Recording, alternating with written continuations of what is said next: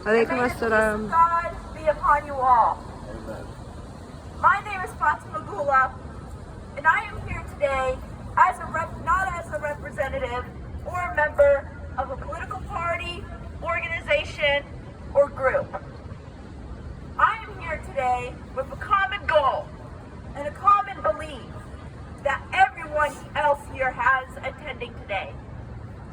I am here today for the Palestinian people and their undeniable right to freedom and for the end of Israel's 75-year brutal occupation of Palestine and to end the unfolding genocide happening as we speak.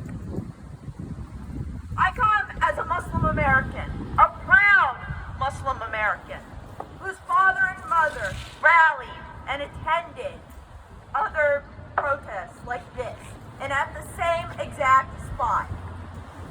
I come from a family of World War II veterans. My great-grandfathers, one who was in the U.S. Army Air Corps and the other in the U.S. Navy. My great-uncles, one who was in the U.S. Army and another in the U.S. Coast Guard. They left their families behind and risked their lives to fight against Nazism, which was hell-bent on the world domination, the elimination of ethnic and religious groups, particularly persons of Jewish ethnicity and religion. If my grandfathers and great-uncles could see what was happening today, they would be rolling in their graves.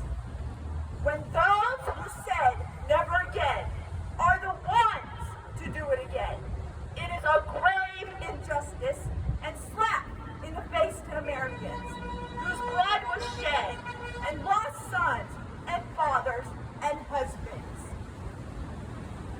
The irony that those who were brutalized, those who were massacred, those who were subject to horrific atrocities are the ones following in the footsteps of their oppressors, living and spreading an ideology of hatred and exclusion, just as the Nazis did. This ideology is Zionism. October 7th didn't happen out of the blue. It wasn't unprovoked. Unlike what Genocide Joe has to say, October 7th wasn't the beginning of this so-called war.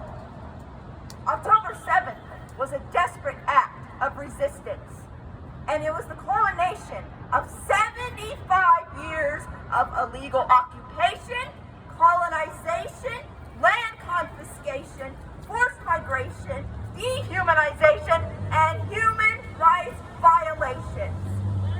Yeah! The occupation was created by Zionism, a racist nationalist movement that cowardly hides behind religion and ethnicity to deflect criticism. The father of this racist movement that would spill the blood of Palestinian men, women, and children is none other than Theodore Herzl. Ironically enough, Theodore was an avowed atheist. Zionism is a dangerous, supremacist ideology that disregards indigenous life and any human being that is a non-Zionist Jew. The United Nations agreed, as the 1975 UN Resolution 3379 determined, that Zionism was a racist and imperialist ideology. I want to say that again. The United Nations in 1975 passed a UN Resolution 3379 that said that Zionism was a racist and imperialist ideology. That was later revoked, of course. But why? I'll tell you why.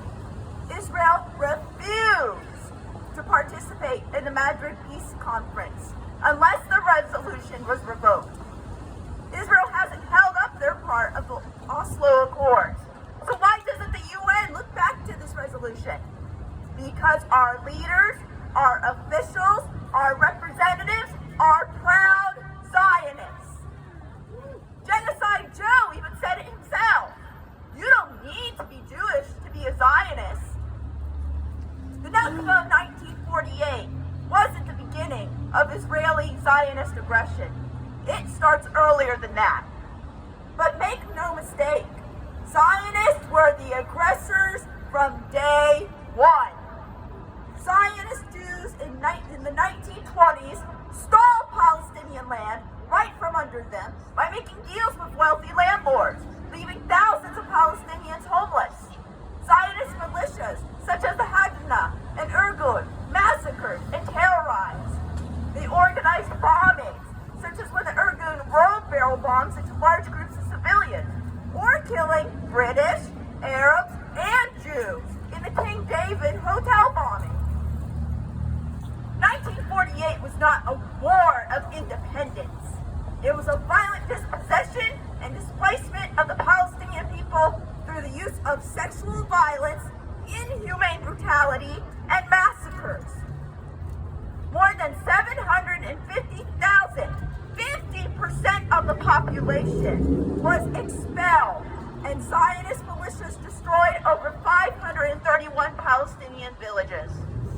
During the Nakba, more than 100 massacres were committed. One of the biggest being the Deir Yassin massacre that killed almost 107 Palestinians. People were slaughtered and brutalized, from being tied up to trees and burnt to death, to being lined up against walls and shot with submachine guns.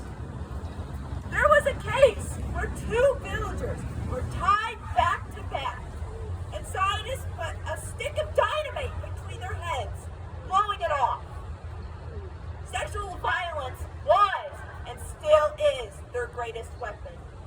You can find videos of an Israeli veteran interviewed, laughing about how they gang raped a Palestinian woman until she was unresponsive and then killing her.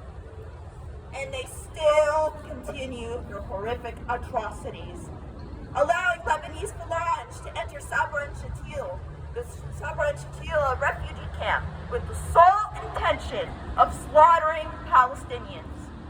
Massacres, raiding of the West Bank and Gaza, the blockade of the Gaza Strip, unrelentless bombings, making Palestinians tear down their own homes, bulldozing homes, spitting on Christians, urinating on churches, desecrating Christian cemeteries, raiding Al-Aqsa with settlers every Ramadan, raping women, imprisoning innocents, kidnapping children, torturing the disabled, killing the elderly, and now the genocide and ethnic cleansing we are seeing today. The Zionist machine has miscalculated two crucial things. 1, history does not lie. And 2, this is 21st century. This is the 21st century with 21st century technology and 21st century mentality that exposes their barbarity. But one not need to rely on that. They show their true selves through their own hateful words and actions. This is the context of October 7th. Since hateful Zionists like to refer to the Palestinian people as animals, I wish to remind them this. You can't chain a dog, kick it, stab it, starve it, and not expect to get bitten. I asked my fellow U.S. citizens, what type of backwards thinking have we adopted when we say to the oppressed, apologize for your oppression, apologize for your resistance, accept your dehumanization? If any other nation or people were to roll down our streets in tanks right now and come to our homes and say, this is mine, what would you do? By Allah, by God, we would fight and we would resist. As one man told my mother, I don't have a dog in this fight. I beg to differ. We do. Our taxpayer money and our silence is funding a genocide and long-held apartheid. From 1951 through 2022, we gave $317.9 billion to Israel. And shame. In 2022, we gave $3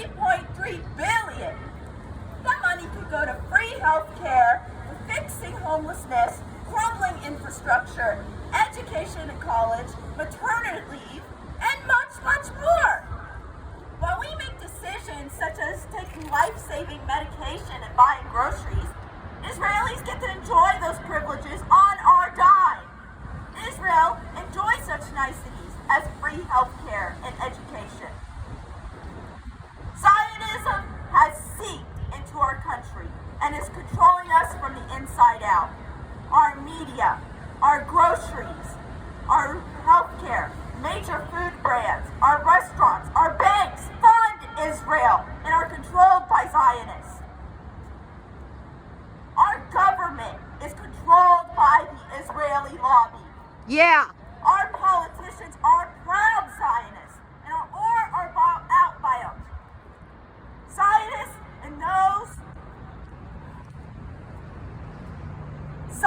and those who can be bought out are found on both sides of the political aisle, which turns into a win-win for the Zionist Israel.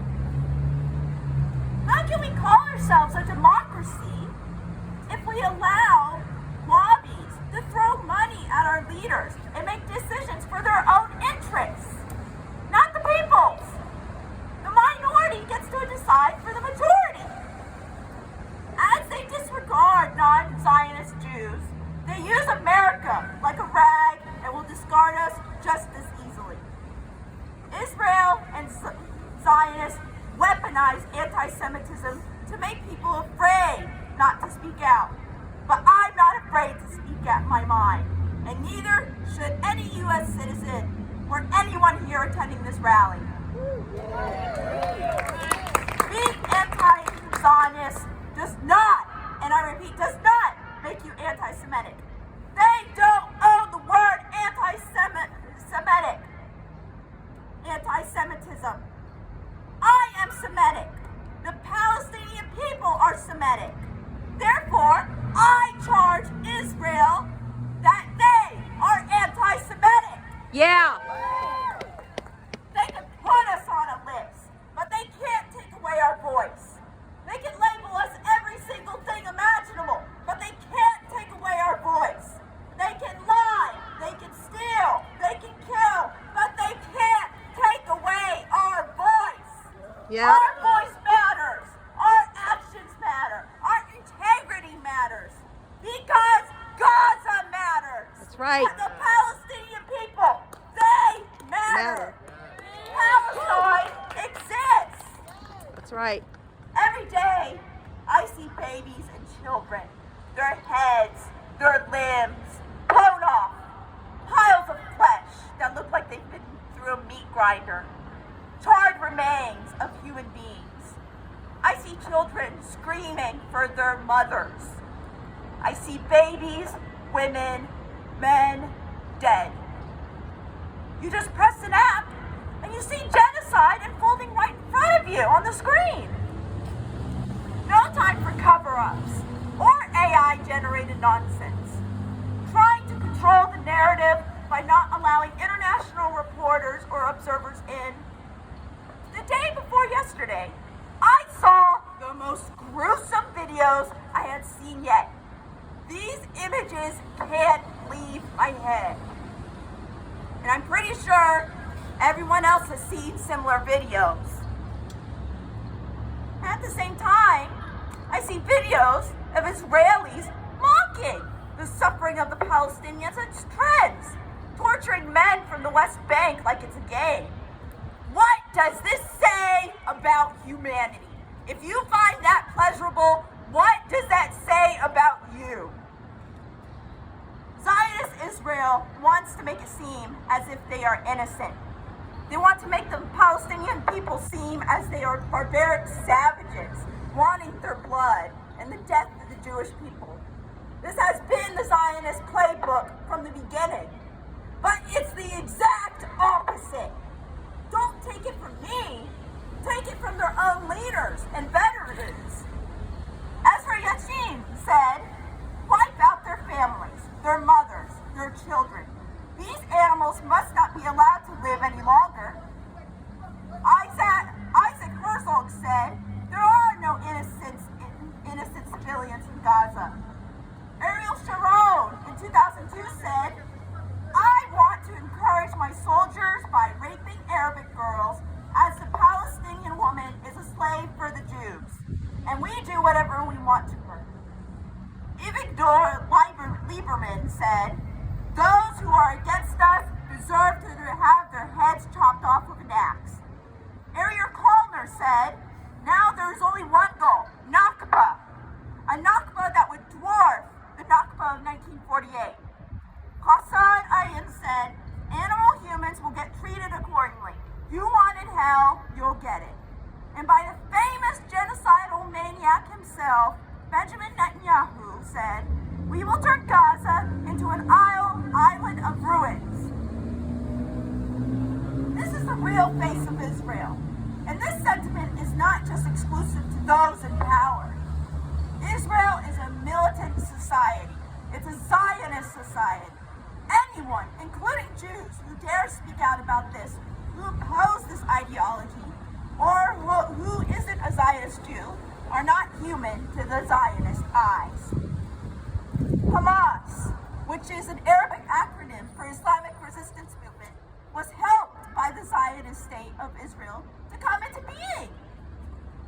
In the 1970s, former Brigadier General Yitzhak Segiv was the Israeli military governor in Gaza in the early 1980s, told the New York Times that he had helped finance Hamas as the counterweight to the secularists and leftists of the PLO and the Fatah Party, led by Yasser Arafat, who himself referred to Hamas as a creature of Israel. Abner Cohen, a former Israeli religious affairs official who worked in Gaza for more than 2 decades, told the Wall Street Journal in 2009, back in the mid-1980s, wrote official report to his superiors warning them not to play divide and rule in the occupied territories by backing Palestinian Islamists against Palestinian secularists. He said, "I suggest focusing our efforts on finding ways to break up this monster before reality jumps in our face. When I look back at the chain of events, I think we made a mistake," said David Hacham, a former Arab affairs expert in the Israeli military, who was based in Gaza in the 1980s, later remarked, but at the time, nobody thought about the possible results. But the Zionist narrative is falling apart. They know that, and they aren't hiding their intentions any longer because they know they don't have much time. They know they don't control the narrative any longer. The people of the world have woke up, and humanity will no longer sit by and allow this to continue. That's right. Do not buy the Zionist narrative that this is a religious war, that Muslims hate Jews and Christians and want their blood. That is a lie. The time will come when this Zionist machine ceases, and that is the time when peace will spread between all people. That is the time when the Palestinian people will taste freedom and will return home. The Palestinian people will walk down whatever street they want. They won't have to worry about checkpoints. They won't have to worry about getting shot at. They will vote. They will fish in the Mediterranean. They will hold government office. They will have clean water. They will have all rights that Zionists have denied them for 75 years. The walls of Gaza will fall, and apartheid will crumble. Suffering will be replaced with happiness. Palestine and America will be countries of liberation. They will shed the shackles of Zionist ideology, filled with people known for their resilience, faith, and generosity. I know it deep in my soul. The time is coming that Palestine and its people will be free. Free, free Palestine! Free, free Palestine! Long live Palestine! Long live Palestine! Thank you! Thank you! Here one more time for Miss Gula. Yeah! Free Palestine! Free, free Palestine! Free Palestine! Free, free Palestine! Free Palestine! Free, free Palestine! Not another nickel! Not another dime! Not another nickel! Not another dime! No more money for Israel's crimes! No more money for Israel's crime! Not another nickel! Not another dime! Not another nickel! Not another dime! No more money for Israel's crimes! No more money for Israel's crimes! All right, we've got a few more speakers coming up. Right now, just a little announcement. At the table over there, we do have some kind of volunteer sign-up sheets if anyone wants to stay involved, wants to make sure that today is not the last day they're out here. We do have some just kind of sign-up sheets so we can be in touch for our future actions, that sort of thing. And we'll have some informational flyers over there as well in just a little bit. They're on their way. But for right now, thanks for being here, everyone. And our next speaker is Mr. Hillary.